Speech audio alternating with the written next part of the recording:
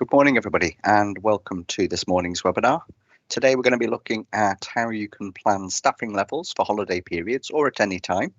If you wouldn't mind remaining muted during the session, and if you can ask any questions on the meeting chat, and then I'll answer those questions at the end for you. The webinar is being recorded and will be available on our training pages once it's been edited, and it will also be available on our YouTube channel where you can subscribe and then receive notifications whenever a new video is uploaded. If there are any questions that we're not able to answer during the session, there will be a frequently asked questions and we will send those out via email at the end of the session for you. So today we're going to be looking at accessing the reports console, because within there we'll have various reports that we can use to see how the team is performing within the practice. We'll look at the call reports, we'll look at the group reports so that we can see how the individual teams are performing, and then we'll also look at how you can add members into the groups and manage those groups through the service delivery console.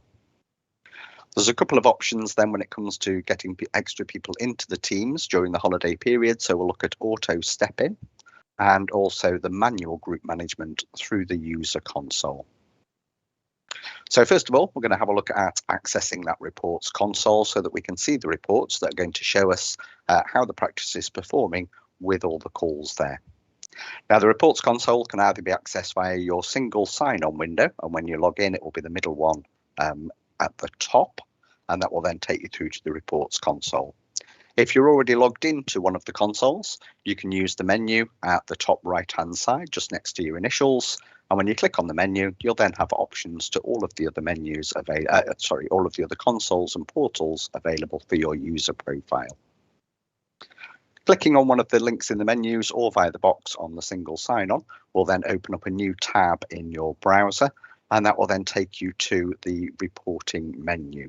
So on the left-hand side, there is normally a list of menus there with user, group, and call reports.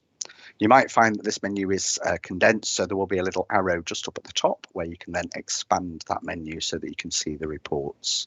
And each time you click on one of the reports, it will then bring the report up onto the screen so that you can set the parameters. And these reports can be run at any time. Some of them even include real-time data. So for things like the user status overview, it will actually show you as that user is changing their status on the screen if you need to see that.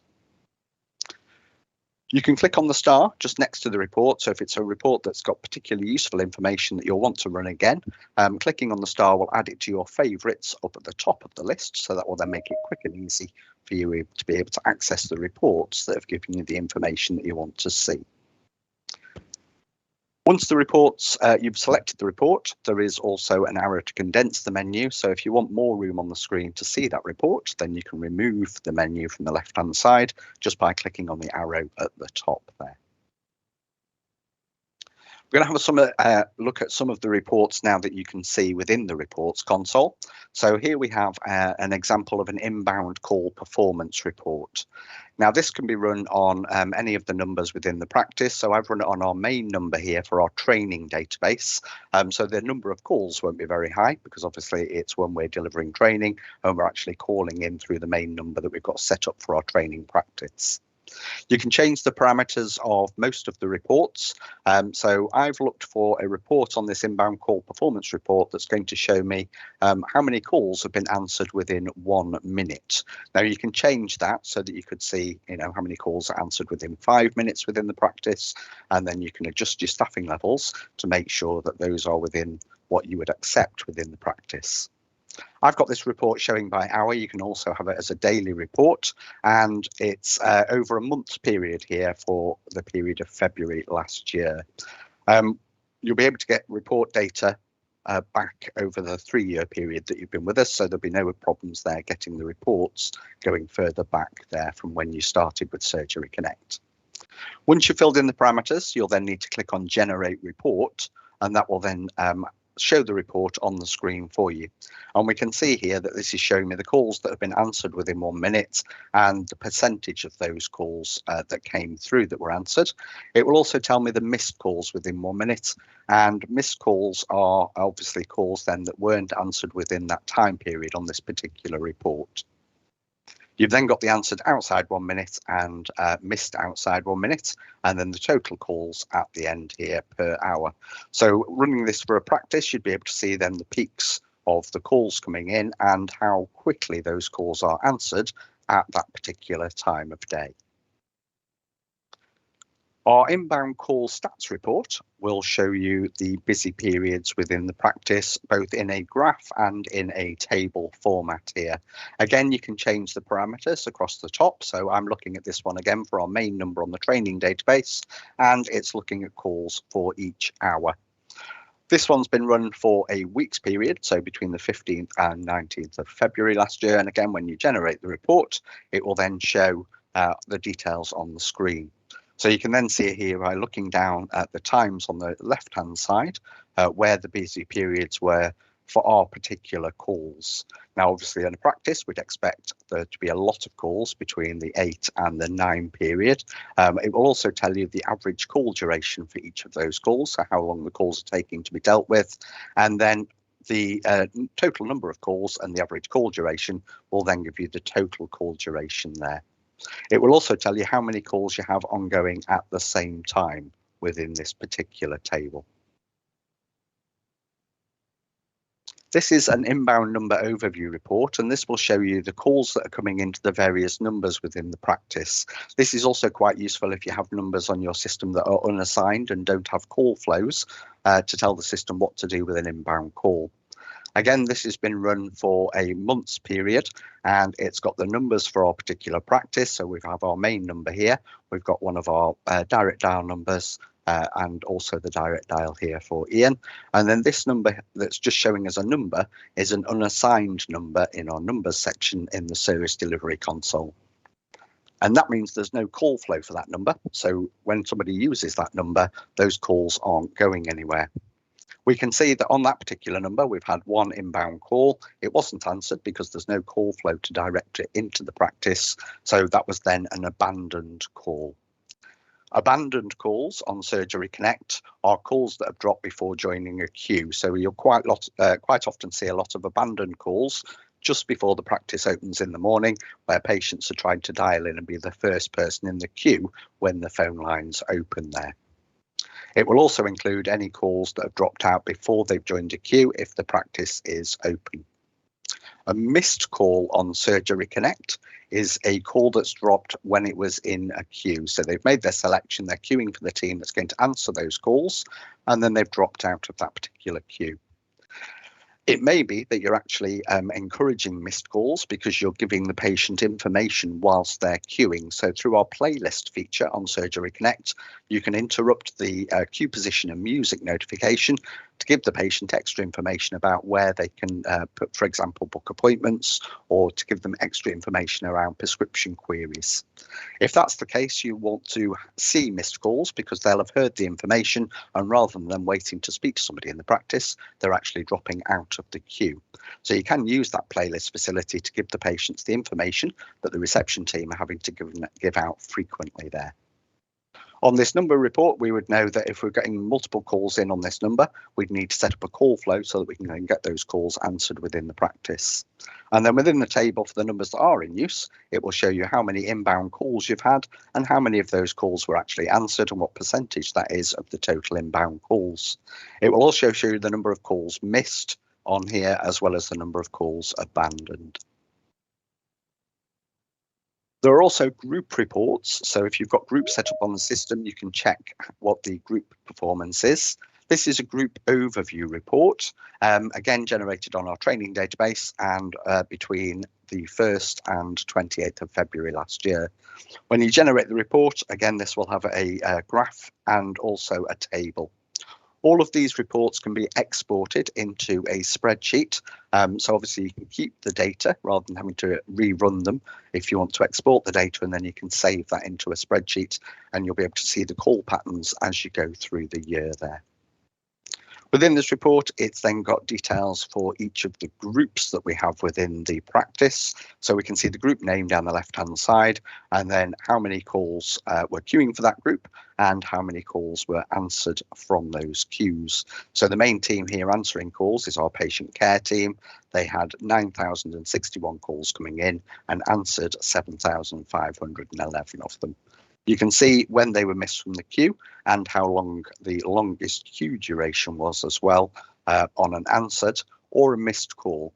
So this bit here is showing us that the calls were answered in the longest time to queue was 1 hour and 14 seconds, whereas if the patients were dropping out of the queue, they were waiting for 42 minutes at the most to get that call answered. It will also give you some average queue duration time, so you can see how long it normally takes to queue through that particular group. The totals at the bottom of the screen will actually give you the figures that the NHS are asking for as well. So this would then give you your average queue duration times for that questionnaire that's coming out from the NHS. This is a group overview report, and this is showing us similar information to the group overview, but this is an hourly overview report. I'm just looking at the patient care team, as those are the team that answer the calls. And on this report, you can see then on an hour by hour basis how many calls are going through to that particular team, which will help you determine how many staff members you need. So if you've got the holiday periods coming up and you know that you're going to have people off on leave, you can start looking at how many people you need to cover within that particular team. It will also show you hour by hour on this report how many of those calls were answered and the percentages, as well as the missed calls and the longest queue durations and the average call durations as well. So this average call duration will give you a good idea of how long a call normally takes to be dealt with within the practice. This is a patient callback report. So you can run this report if you have a patient callback activated on your queues, and it will then show you how many of the calls that were queuing then requested patient callback. It will also show you how many callbacks were made successfully to the patients and how many were rejected when we called them, or how many didn't make it to the end of the queue there, or we had to reset at the end of the day. The times at the end will show you how much time they spent in the virtual queue. So that's while they're queuing for the callback on patient callback. And obviously that's a total for all of the calls within that callback queue. But you do have the average times here as well. So that will then break it down per call for you. So we've got a 9-minute average time between 8 and 9 and a 16-minute average time, waiting time there in the virtual queue between 9 and 10. We've also got a queue duration analysis, so you can see how long calls are queuing on average within the individual groups. So now I've set this one for all groups on our training database. Again, this one's for a month to give me an average of the figures. And when I generate that report, I've got a graph here that would then show me how many calls were queuing for the particular groups in under 1 minute, 1 to 5 minutes, 5 to 10 minutes, or how many calls had to wait over 10 minutes before it was answered in the queue. Once you've got the data from the reports console and you know how many people you're going to need to answer the calls, to change the members within the groups, you would need to go to the service delivery console. So up at the top of the screen, you're going to have the 5 menus up at the top once you've accessed the service delivery. And remember, you can use the menu to go directly from the reports console to the service delivery console if you need to. If you then click on groups at the top of the page, that will take you into the group list. And then to manage these groups, you just need to click on the blue pen next to the group that you want to change. So if you know that you've got quite a lot of your reception team off and you're going to need extra cover in that appointments team, you can click on the blue pen and you can then add extra members into the group so that they're able to answer those appointment calls for you. If you click on the drop down on the end, you will then have a list of users that are in the practice and set up on the system, but not currently in that group. So it won't let you add the same person twice to a group. And you can either click on the name through the list, Or if you start typing in the name in the box at the top, it will then reduce the list so that you've just got that one user. You can then click on the user's name to add them into the team members there. If you need to remove anybody from this list, so if you don't want them to be able to answer those calls at all, you can just click on the red cross just next to their name, and that will remove that user from that group, which will mean that they won't be able to take those calls until they're added back into the group through the service delivery console there. Any changes you make, click on the green tick to save those changes, and then you'll get a little success or failure message up at the top of the screen that will tell you whether that's been saved successfully. Once you've added the members, you've got a couple of options as to how you then make them active for calls at any particular point. The first one that we're going to have a look at is our auto step in. Oh, sorry, you can also copy the group members. So if it is the same people in different teams, you can copy the group members rather than having to add the different members to each team. So if you click on the grey person next to the group you want to copy the members into, that will then offer you a list of the groups. You can then select the group from the drop-down menu that you want to copy the members from. And then when you click on Save Group, it will add exactly the same people into the new group for you as well. Again, you'll get a success or failure message up at the top of the screen there. So you've got a couple of options to add people into the actual active members within the group. Once they're a member of the group, they don't have to be taking those calls all of the time.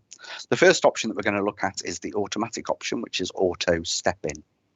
This is accessed in the configuration console, and you can set parameters for a user to automatically add that user to a group so that they can then start answering calls if the queues reach a particular level.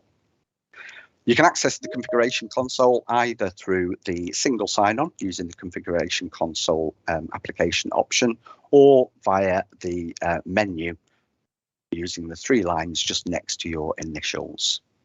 Once you're in the configuration console, you'll need to click on the groups option, and the menus will be down the left-hand side in the configuration console. That will then give you a list of all your groups where you can either search for the group name, or you can just scroll through the list and then click on the pen next to the group that you want to change. So I'm editing the appointments group here, and to change the group members for auto step in, I need to click on the members tab for that group. That will then give you a list of all the members within the group. Well, actually, it'll give you a list of all the users. You'll be able to see whether that user is a member of this particular group because the member will be active. And although you're a member of the group, you don't have to be actively taking those calls. So we can see Adam here in our table is a member of the appointments group, but he's not currently active to take calls. Now, if I wanted Adam to be automatically stepped in, I can click on the auto step in icon here, and that will then add him to the list at the top of that member screen where you can then set the parameters. So I've added Ian here. We can see now that he's in red because he's got no parameters set. So on this auto step in list, you can now set the parameters for each individual user. So you could have a user coming in when this queue reaches 10 people, or when people have been waiting for more than 2 minutes here, as is shown on Clara's example. And I can fill in different details for each user. So you can do a staggered approach to helping cover over those holiday periods by bringing extra people in when the queue reaches those particular parameters. You can also do that manually through the user console using group management. So rather than using the auto step in, if you want to be more flexible about when people are covering particular queues, or if they need to be in the queue all of the time, even if there's no calls queuing to cover that particular person, then you can use the group management section through the user console. Now, individual users can click on their initials in the top right-hand corner, and that will then bring up the user profile.